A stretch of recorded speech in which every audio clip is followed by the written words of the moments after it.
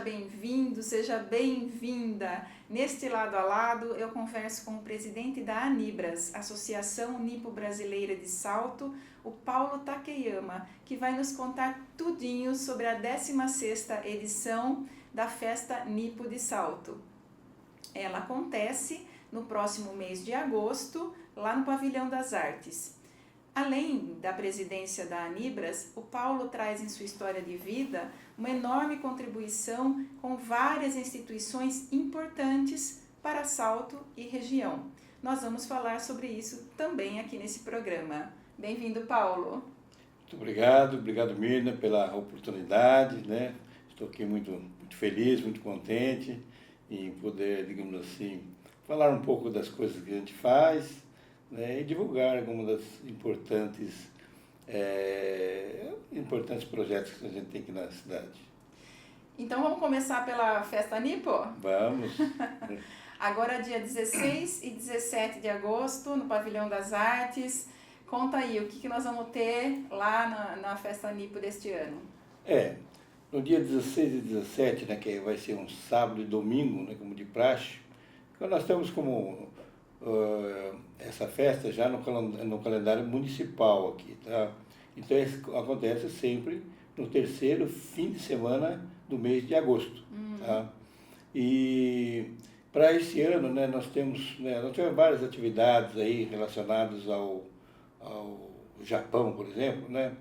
Nós tivemos aqui a visita do primeiro-ministro japonês, que eu e o Cláudio, né, tivemos a oportunidade de irmos ao encontro deste lá num local chamado Bunkyo, em São Paulo, que é uma grande sede lá da colônia japonesa.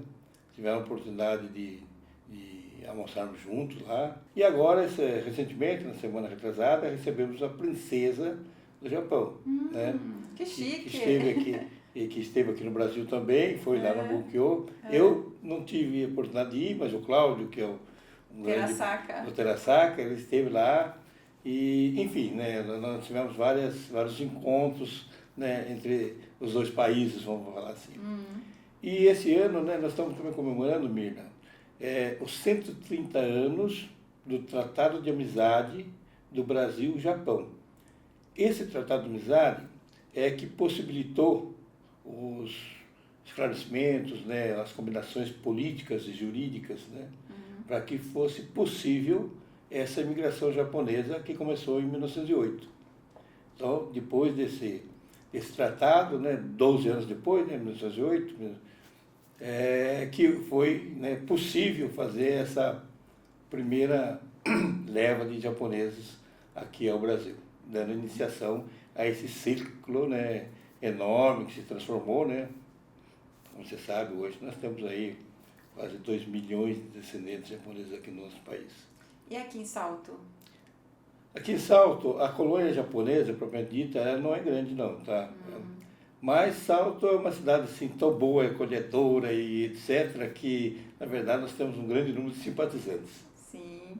E quantas pessoas, qual é o público que vem para as festas Nipo? Quantas pessoas estão esperando para essa festa próxima agora em agosto? Olha, na verdade, né, como é em praça pública, aberta, a avaliação desse número de visitantes era um pouco complexa, na verdade. Tá? Tem os seus picos, mas nós calculamos, né, que nós temos entre 13 a 15 mil pessoas nesses 2 dias. Que beleza, hein?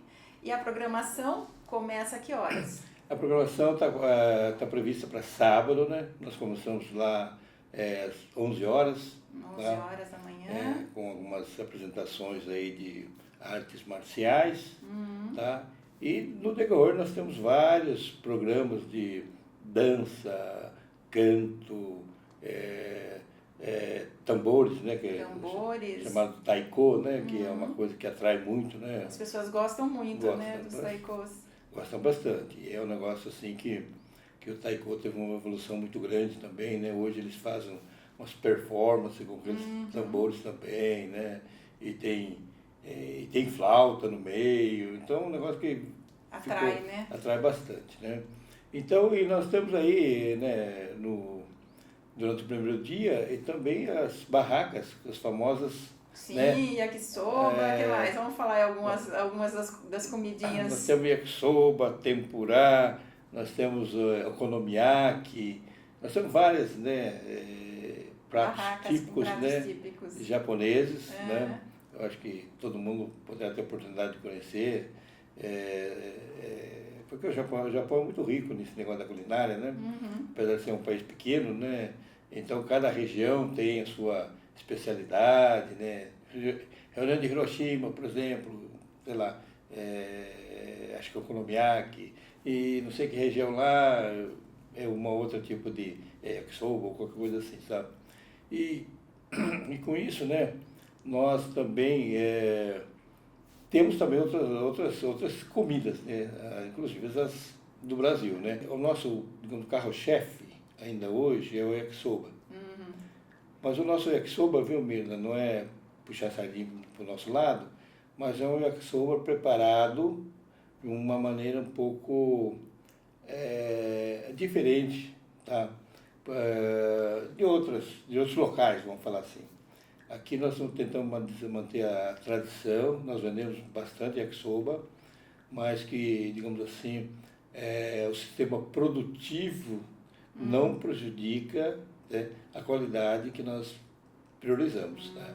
Primeira qualidade, então o macarrão é frito numa chapa primeiro, tem todo um procedimento, né, que não digo longo, mas é trabalhoso. Né? E as pessoas, naquele afã, gostam, né? E você sabe como é que é, né? No afã de se fazer as coisas aí com quantidade maior, às vezes pulamos algumas etapas. E nós não pulamos nenhuma delas. Então, a nossa qualidade é uma qualidade garantida e muitos apreciadores de yakisoba fazem questão mesmo de esperar o yakisoba da festa ou o yakisoba que a Nibra faz. E o cosplay, que é outra atração que geralmente traz muito público, vai ter de novo? Sim, o cosplay, na verdade, né, ela foi introduzida, eu acho que já faz uns 4, 5 anos atrás também, né? Faz sucesso, hein? E foi uma novidade, foi muito feliz a ideia, na época de a gente inserir, né, esse tipo de atração, vamos falar assim, na festa japonesa. Realmente ela atrai principalmente um segmento que a gente sempre luta para tentar atrair, que são os jovens. Tá? E nós temos tido assim surpresas muito agradáveis, né, no sentido da participação, do performance dessas fantasias, vamos chamar assim, do cosplay. Tá? São coisas assim, muito bem esmeradas e que ganham premiações aí em toda a região, coisa bacana. E também teve ano passado uma novidade que foi a primeira corrida nipo-brasileira de salto. Vai ter repeteco esse ano? Sim. A corrida também foi um outro projeto que a gente inseriu na festa, que teve um resultado muito bacana, tanto no caráter de divulgação disso, né? Porque tem hoje a prática das caminhadas e das corridas, sim, né? Está numa efervescência muito grande, né? E nós fizemos pela primeira vez ano passado, mas foi um sucesso absoluto. Já está praticamente tudo pronto para nós termos aí a segunda corrida nipo-brasileira de salto. Agora nós vamos falar um pouquinho sobre você, né? Sobre essa figura que colabora em tantas entidades aqui, instituições da cidade, da região. Então, eu vou primeiro começar com a história, né? Você não nasceu em Salto, não nasceu no Japão, porque muita gente pode pensar que você nasceu no Japão.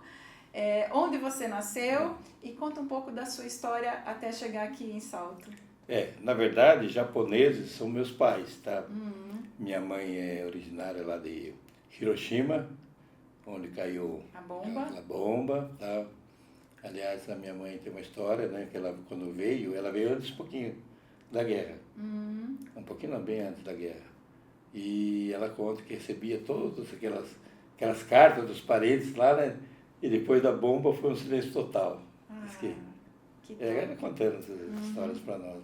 E meu pai veio de uma cidade também, chamada Kobe, no Japão, uma cidade portuária. E os dois vieram, né, bem jovens aqui para cá e acabaram se casando por aqui, tá? E eu nasci num município chamado São Pedro do Turvo. São Pedro do Turvo? Eu acho Fica que aqui no estado de São Paulo eu acho mesmo? que nem os grandes alunos de geografia, eu não lembro dessa cidade. Mas aqui no estado de São Paulo, ela fica ali perto de Ourinhos. Ourinhos, Santa Cruz do Rio Pardo, tá? É naquela região ali. Mas eu nasci ali, né, numa zona rural, inclusive, e aos 6, 7 anos meu pai mudou para uma cidade chamada Riversul. Riversul também é na divisa. É no estado de São Paulo, também Com de o divisa Paraná. com o Paraná também, né? Só porque é pro lado de Avaré, né, Taquarituba, depois de Itaporanga. Itaporanga e depois Riversul, né? E depois, aí, mais 1, 2 anos, aí mudou para a cidade de Itaporanga, que é próxima a Riversul. E Itaporanga foi a minha adolescência, né? Aí fiz lá completei o grupo escolar, depois veio lá o ginasial, naquela época, assim chamava, né? E depois que terminei o ginasial, Itaporanga é uma cidade muito pequena, ali só tinha o curso chamado normal, né? Que formava professores. E eu queria fazer outra coisa, aí eu fui fazer porque naquela época tinha normal, tinha o clássico e o científico, né? Isso. Aí eu fui, né, pro lado do científico, né? Porque a gente gostava um pouquinho mais de matemática, essas coisas, né? Aí eu estudei numa região próxima ali, né, na cidade de Itapeva, depois na cidade de Itararé, aí eu migrei para São Paulo. Aí eu vim para São Paulo fazer o último ano do científico e o cursinho, né? Porque naquele tempo a gente fazia cursinho para gente tentar as faculdades. E naqueles tempos difíceis, né, Mirna? A minha oportunidade sempre foi essa. Ou você vai para a escola, eu sempre estudei escola pública, né? Ou faculdade pública, ou você não tem jeito, né? Não vai fazer. Então foi aquela luta, né? Fiz o cursinho e tal, e naquela época eu não consegui passar, assim, por exemplo, numa USP, coisa e tal, aqui. E acabei, né, junto com vários colegas, migrando para Minas Gerais, numa cidade chamada Uberlândia, onde tinha lá a Faculdade Federal de Engenharia lá. E aí você escolheu a elétrica? Aí fomos lá, né, conseguimos passar lá. Aí, né, os 2 primeiros anos são básicos, no 3º ano eu optei por eletricidade. E aí me formei lá, período bastante rico pra gente, né, que era estudante naquela época, né, tudo morando em... Efervescente, né? Morando em República, aquela coisa toda, né? E mesmo uma coisa interessante, que naquela época, Uberlândia era uma cidade já grande, né? Mas não tinha japonesas. Você era uma raridade. Então era uma raridade, de chegar assim, você passar em certas ruas assim, você perceber que tinha gente que chegava à porta para sondar, o que aquilo lá será? Aí me formei em 1975, tá?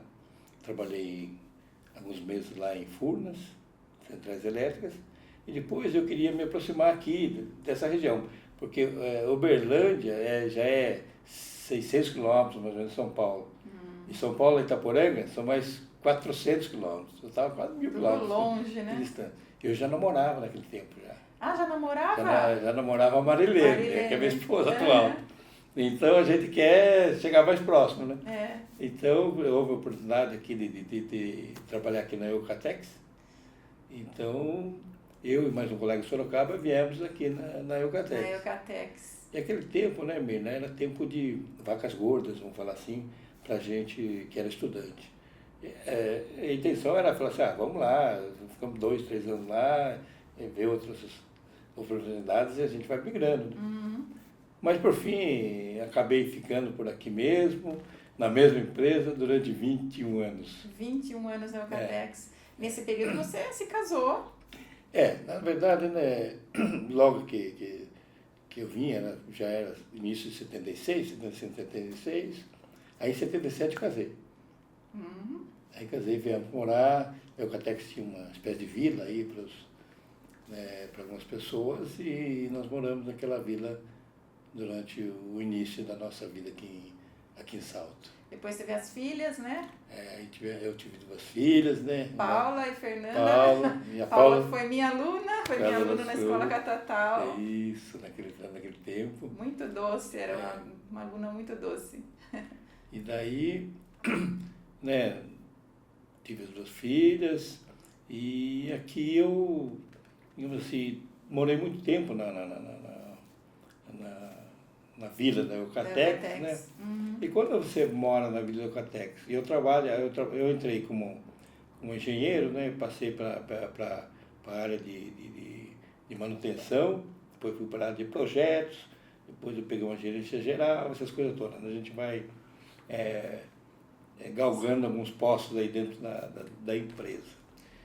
Uma vez me perguntaram, né, por que eu tinha aceitado um cargo depois daquele no setor público, de um negócio que não é muito parecido com eletricidade, né, que não era bem isso. Mas é que na Eucatex, quando você estava nesse cargo maior, você tinha várias incumbências da engenharia, tá? Você tomava conta da engenharia, até química um pouco, sabe? Então, engenharia elétrica, engenharia mecânica, a civil, todas elas você, né, como você era o responsável, você tinha engenheiros responsáveis de cada área, mas como você era o que gerenciava, e a gente sempre, naquela época, era bem envolvido, né, com muita energia, a gente ia atrás de cada uma nas áreas de engenharia também. Então isso me deu uma experiência muito grande em todas essas áreas aí. Eu considero nessa fase, né, que eu vim para cá, e meus trabalhos na Eucatex, uma grande escola, tá, que me deu muita experiência. A Eucatex naquela época era uma empresa realmente, ela investia, por exemplo, na gente, sabe? Eu fiz, acho que dezenas de cursos externos, da escolas de engenharia, por exemplo, em Itajubá, em São Paulo, né, nessas escolas mais famosas, digamos assim, de cursos, digamos assim, de uma semana, 15 dias. Né? A temática, por exemplo, era proteção contra raios, por exemplo. Você ia lá e ficava uma semana, 15 dias, fazendo especificamente sobre isso.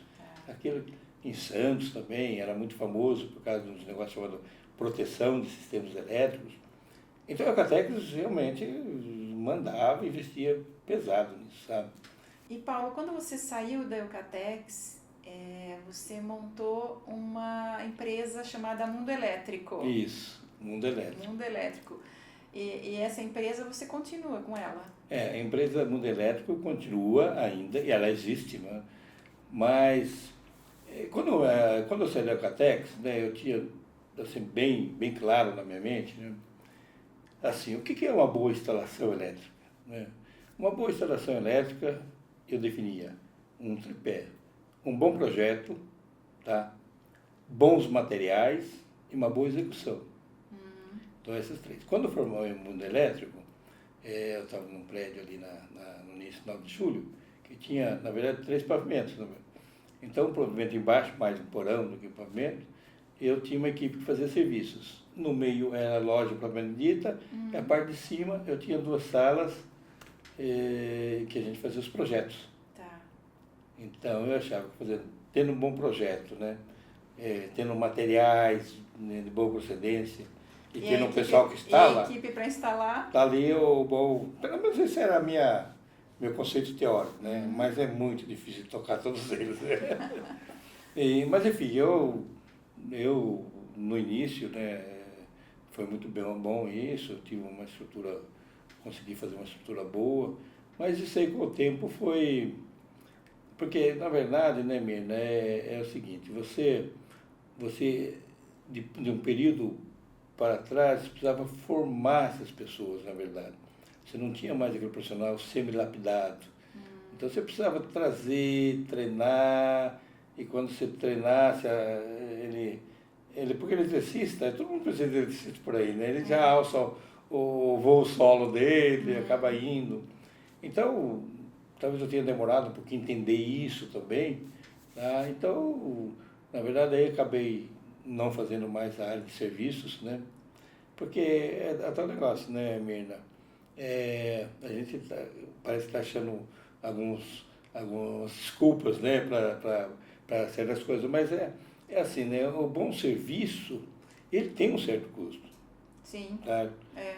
Que às vezes as menos do pessoas que não estão aquilo, dispostas a pagar. Né? menos do que aquilo, ele não precisa do serviço do profissional, ele não está procurando isso.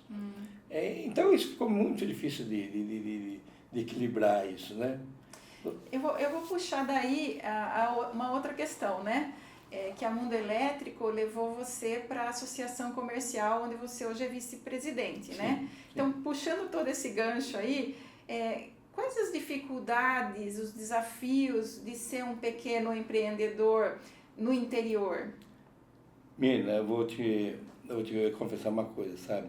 Nós tivemos sempre um relacionamento muito grande com o Sebrae. E como, por exemplo, né, eu trabalhei muito tempo numa empresa grande, e a empresa grande, ela é organizada, né? Aquele tempo era muito, nós fizemos lá o ISO 9000, tudo isso aí de qualidade, a utilização de ferramentas de gerenciamento, né? Naquela época, né? A gente era preparado em todas essas técnicas, vamos falar assim, né? E depois que eu saí de lá, né, logicamente tentei aplicar no mundo elétrico, mas aquelas técnicas eram as técnicas que estavam em evidência. E eu achava que lá na associação comercial a gente pudesse realmente ajudar o pequeno empresário, né, o cara que fosse iniciar uma vida de empreendedor lá. Por isso que acabei indo lá também, né, achando que a sua experiência, com todas essas, você pudesse talvez ajudar mesmo realmente. Mas eu confesso, viu, Mina, que o negócio que o empreendedorismo nesse país, ele é bastante incentivado, e tem que ser incentivado também, eu acho. Mas é um negócio difícil. É um negócio difícil porque aqui no país nós temos algumas coisas que, na verdade, não incentivam tanto, sabe? A vida do pequeno comerciante, do empresário, assim, ela é bastante complexa, tá? É lógico que alguns se sobressaem, conseguem sucesso, mas infelizmente a maioria não é bem por aí. E nós temos aí agora, por exemplo, né? Agora nós passamos uma fase que está difícil, o comércio está vendendo pouco, né? O dinheiro na praça enxugou-se muito. Então, é uma agora fase muita difícil. venda pela internet também, né, Paulo? E também tem essa concorrência da internet, né, que é uma realidade. Então, todo mundo está tentando se virar, fazer seu marketing também eletrônico, essas coisas todas, mas é uma equação bastante complexa. E, Paulo, você já foi presidente da Associação Comercial também 2 vezes, né? Sim. Presidente da Anibras. Mas agora eu quero falar um pouquinho das outras entidades que você atua e que são de importância assim, regional, né? Que são entidades voltadas para o gerenciamento dos recursos hídricos da nossa região, né? Que é o Comitê de Bacias do Rio Tietê, né? O comitê, na verdade, o Comitê de Bacias Hidrográficas do PCJ. É a Câmara Técnica do Rio Tietê, né? O Comitê do PCJ, que é o Piracicaba, o Capivari e o Jundiaí. Isso. E o consórcio do Rio Piraí, né? Okay. Fala um pouquinho sobre essas participações aí, né? Como é que você foi parar em todas essas instituições aí? Na verdade, né, Mina, bem rapidamente, no ano de 2014, 2015, 2016, 2017, eu tive no Poder Público, um convite do prefeito. Secretário de Obras, eu fui secretário de Obras. E depois eu fui superintendente do SAI. No momento que eu fui secretário de Obras, eu me aproximei um pouquinho desses comitês de bacias, porque tinha muitas conversas em comum, coisa e tal.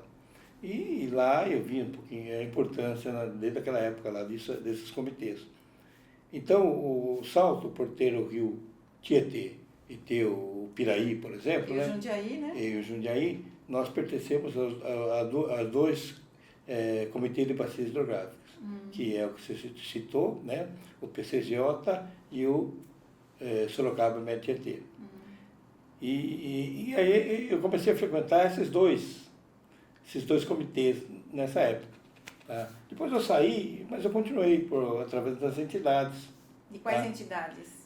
Primeiramente foi lá através do INEVAT, né? INEVAT. Depois foi também pela Associação de Engenheiros, e agora também pela Associação Comercial, tá? Nós estamos tentando, porque esses comitês, Mirna, rapidamente, essas câmaras técnicas, por exemplo, ela é tripartite. Ela tem 30% de governo estadual, 30% do governo municipal e 30% da sociedade civil. Tá? Então, eu participo hoje, né, na sociedade civil. Tá. Agora, é de importância muito grande, na verdade, sabe? Porque dali, por exemplo, tem os recursos do FEIDRO, que são os financiamentos para os seus projetos. Tá? Seus projetos, por exemplo, se você quiser fazer um tratamento de água, um esgoto, sistema, uma represa, tudo, até um certo valor, é feito através dos recursos do FEIDRO. Tá? E, então, eu estou lá e incentivo, sabe, as entidades que eu possa aconselhar, vamos falar assim, a entrarem nisso aí. Tá? Porque a sociedade civil é um ponto importantíssimo. Sim. Hoje, por exemplo, nós temos a Câmara Técnica do Rio Tietê, que trata especificamente do Rio Tietê, nesse trecho entre Pirapora até o início de Barra Bonita. Tá? Todo esse trecho aí é o nosso comitê, a Câmara Técnica do Rio Tietê, que trata, e trata especificamente de uma coisa, a despoluição desse rio. Tá? Que é uma coisa que a gente quer ver, né? Mas eu não sei quando, se a gente vai ver, se a gente vai ver, Pois né? é, Mirna, eu acho o seguinte, né?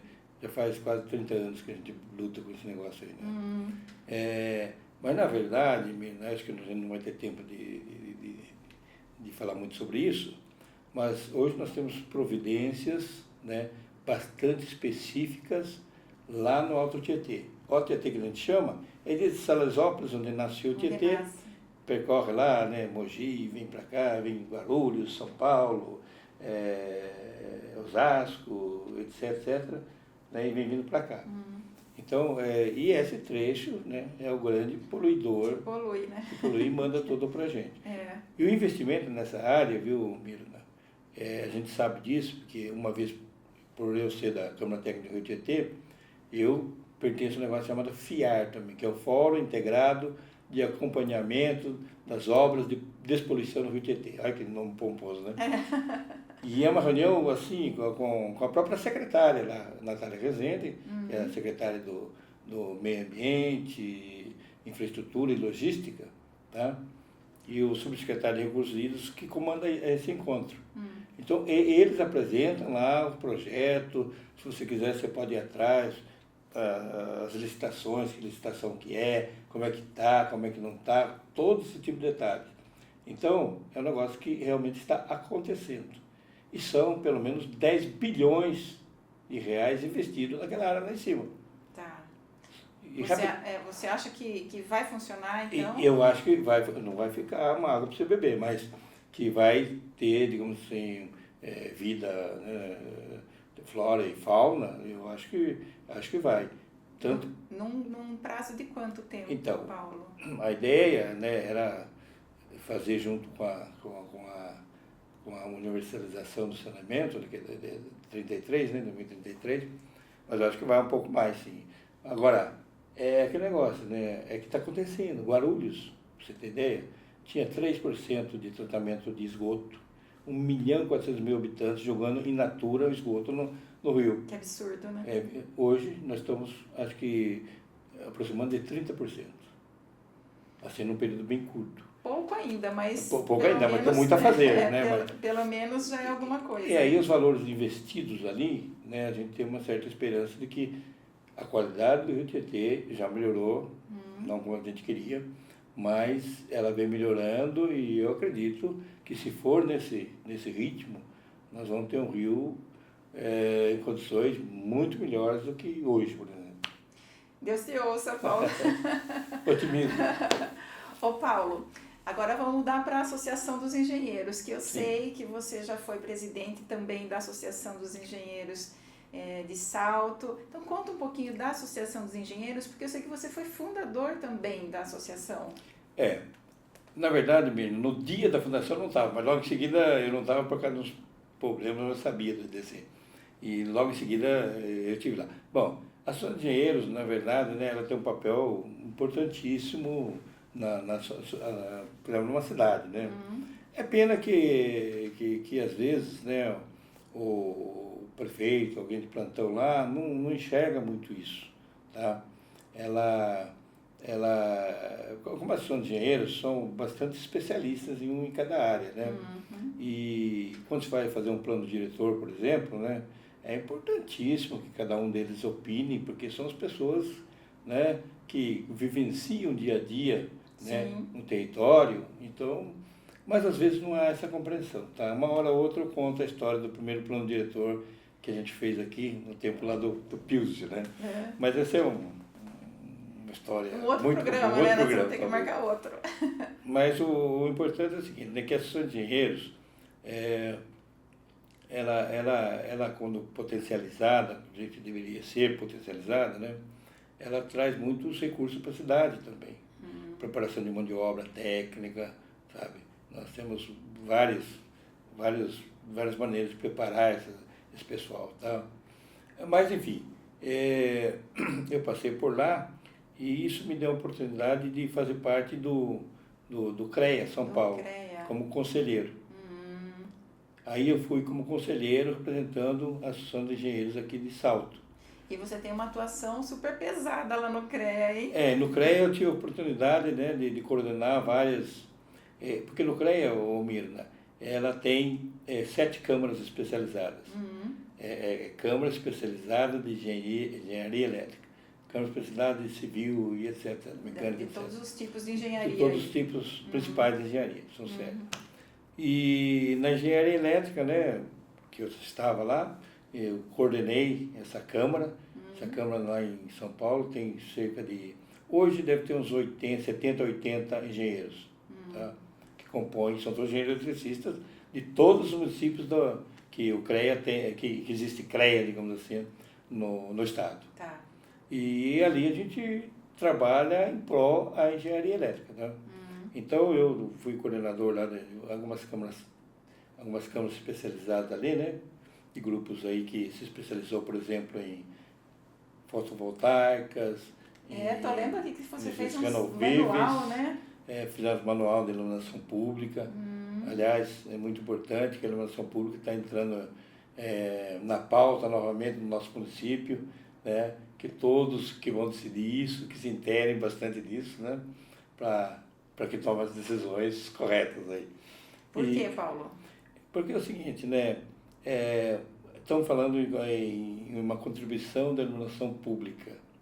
A contribuição da iluminação pública é permitida, lógico, é por lei e tudo. Mas vamos ver, já faz quantos tempo atrás? Faz uns 10, 12 anos atrás, que houve o primeiro movimento disso aí, de fazer com que toda a iluminação pública, que era de responsabilidade da concessionária, passasse para os municípios. Tá? A ANEEL, não sei por que Cargas d'Água, tentou fazer isso. Tá? Mas isso era um contrassenso, por quê? Porque a concessionária era especialista, a concessionária de energia elétrica. Fazer manutenção da iluminação pública na rua é do métier deles, é do dia a dia deles. Sim. Agora, para uma prefeitura fazer isso, ela tem que formar eletricista, e eles são um pouco especializados, porque aqueles braços de iluminação ficam muito perto da média tensão, dos 23 mil volts aqui em Salto. É perigosíssimo isso, então tem que ser um negócio preparado, coisa e tal. E o segundo, né?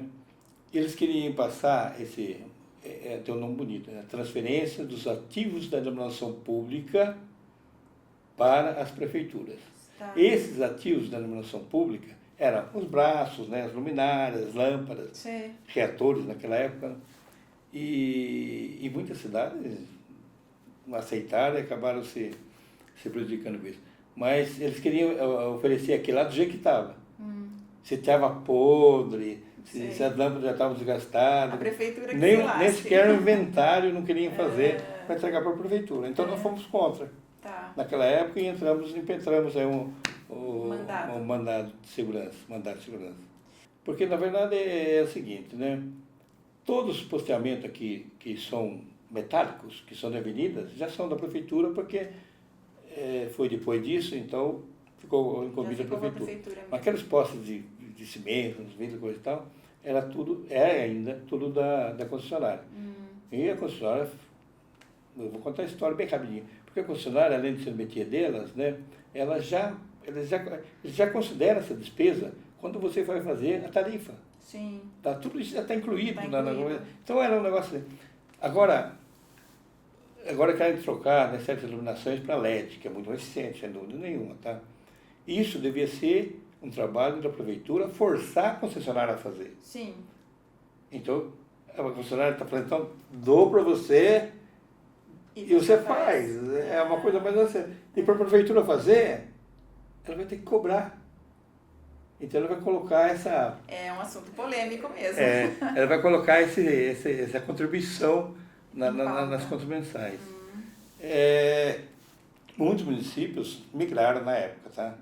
Outros brigaram também, mas hoje, como me afastei um pouquinho, não sei como é que está o panorama geral. Mas eu vou retomar esse assunto também para tentar ajudar o município aí.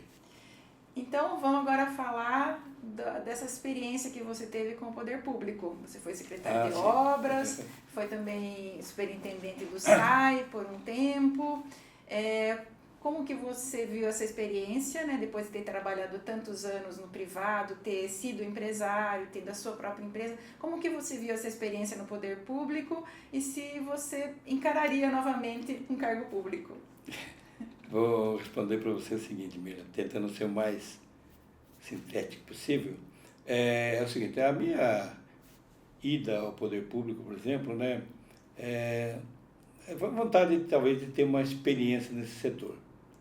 Como eu fui da Eucatex, parei muito tempo dentro da Eucatex, né, onde eu aprendi muito, eu tinha um contingente até de centenas de pessoas, né, sob a minha supervisão direta. E com todos esses, digamos assim, esses aprendizados que você fez lá dentro, né? Eu fiz gerente minuto, gerente não sei o quê, gerente rígido, gerente amigo, gerente não sei o quê, todas essas coisas todas, né? E quando eu entrei eu pensei em entrar no público, eu toquei tudo isso no lugar, não é possível que eu não toque lá, acho que não tinha 100 pessoas, o departamento, a secretaria que estava. Mesmo eu confesso que não toquei. Mirna, eu coloquei, totalmente diferente.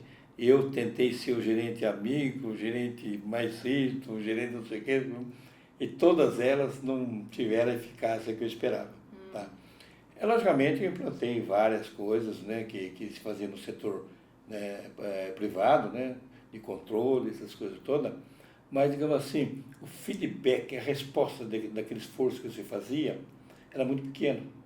Quase que nem o Chico Anísio, desse tamanho. Então, todo aquele esforço, você te frustrava um pouco isso, tá?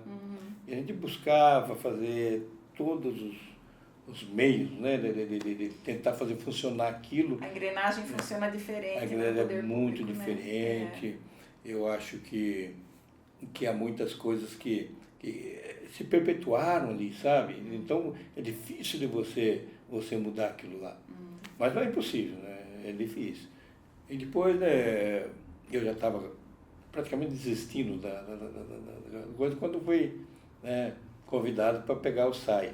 O SAI é uma autarquia, né, Mirna, como você sabe. E é uma autarquia que tem mais liberdade. Mais fácil de lidar, então? Mas é mais decisões suas. Porque quando você está na prefeitura, você vai fazer a licitação, você precisa mandar lá para o administrativo, para o jurídico, coisa e tal. Eles têm um prazo lá de fazer isso de manhã e voltar tarde para a gente lá. Mas um demorava 3 dias, demorava 5.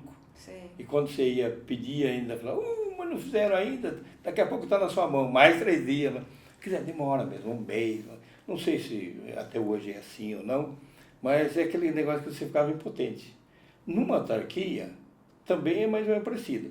Só que você tinha a oportunidade de chamar o jurídico e falar assim, eu preciso disso para amanhã. Tá. Quando você está na prefeitura mesmo, são todos os colegas do mesmo nível seu. Você não pode exigir nada do outro, né? Mas hierarquicamente, lá dentro do SAI, você tinha uma posição que você podia falar assim, Mirna, você é do departamento jurídico, eu preciso de um posicionamento seu amanhã. Por favor, veja o que você precisa para me conseguir isso. Então era um pouco diferente, coisa e tal. Mas mesmo assim, né,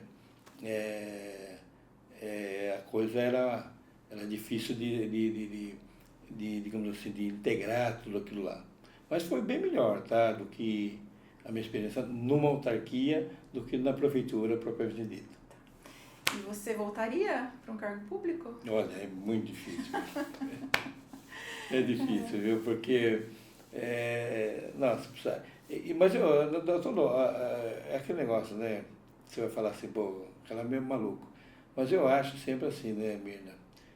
Que se a gente não faz nada, tá, a gente está pecando para o outro lado. Né? Porque se você acha que você consegue fazer, se você acha que está errado, coisa e tal, e você tem a oportunidade e você não vai, que história é essa?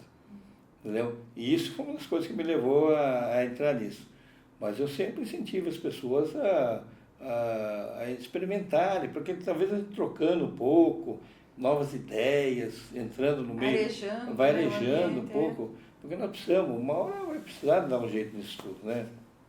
Então, Paulo, mas essa sua participação no poder público proporcionou essa oportunidade de você ter esse contato nesses organismos, né, de recursos hídricos aí, a Câmara Técnica do Rio Tietê, que é tão importante para a gente, lá o comitê do PCJ, o consórcio do Piraí. Me permita aí trazer umas coisas mais melhores, né? E uma das grandes conquistas aqui, como eu trabalhei no SAI, talvez, seja a construção da represa do Piraí, tá? Que é uma represa interessante, é uma reservação muito interessante e importante para a nossa região, né? São quase 10 bilhões de litros, né, armazenados, e a conquista, né, o início dessa obra, tá, merece aí, digamos, a comemoração de todos que trabalharam para essa conquista. Opa! Acho que é importante relatar também Claro, que tem muitas coisas boas também, né?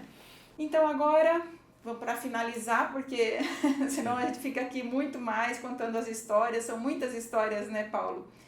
Eu queria que você deixasse um convite para as pessoas irem lá para o nosso público e prestigiar a Festa Nipo deste ano. Nós já estamos aí finalizando os preparativos também e, como eu já disse, né, vai ter a corrida de novo esse ano.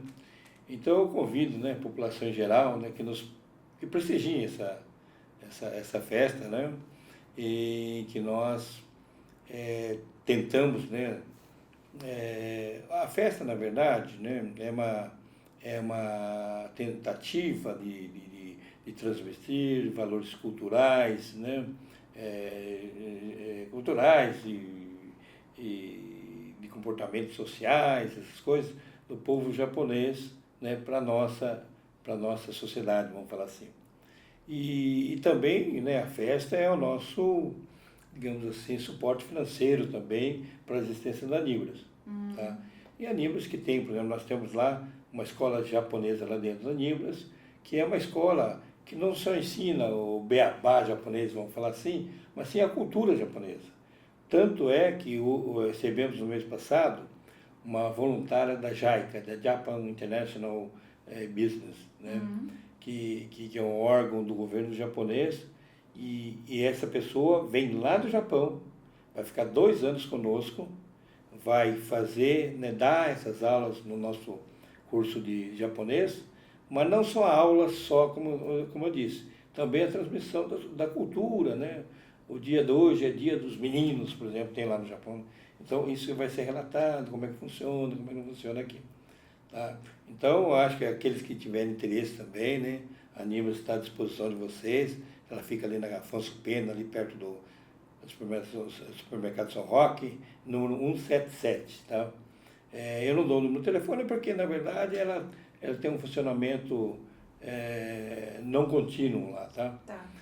Mas nesse local vocês podem ir às noites acho que é segunda, quarta, sexta, tá?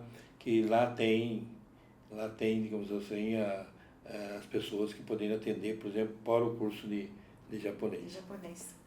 E isso aí agora, né, nós vamos fazer uma espécie de marketing, né, para anunciar isso, porque pouca gente sabe, porque nós temos dificuldade de professores. Como veio essa professora do Japão agora também, já temos 2, 3, e ela vai dar uma coordenada geral nisso, eu acho que nós vamos abrir vagas. Nós temos hoje uns 15 alunos, vamos tentar aí, talvez duplicar isso. Incrementar aí, né? Incrementar isso. Então eu espero que vocês apareçam na festa, se divirtam, vejam as danças japonesas e também, né, saboreiem lá a culinária japonesa. Paulo, muito obrigada por você ter vindo aqui ao programa. Parabéns por essa associação que é a Anibras, que preserva as tradições japonesas aqui no nosso município, né? Que tanto orgulha a gente a cada festa que é realizada. Parabéns mesmo. E queria parabenizar você também por toda essa contribuição que você oferece para as instituições aqui da cidade, pela toda essa colaboração que você dá em todas essas instituições que a gente citou aqui, né? A Anibras, a Associação Comercial, a Associação dos Engenheiros, os comitês de bacias hidrográficas. É maravilhoso isso, parabéns, viu? Muito obrigado. A gente tenta fazer, né, levar o que a gente imagina, né? Se vão utilizar o nome já é outra história, mas enfim, a gente está aí para tentar ajudar. Obrigada, viu, Paulo? Eu que agradeço. E obrigada a você que nos acompanha aqui pelo YouTube ou pelo Spotify. Sexta-feira que vem eu tô de volta. Beijo no seu coração. Até lá!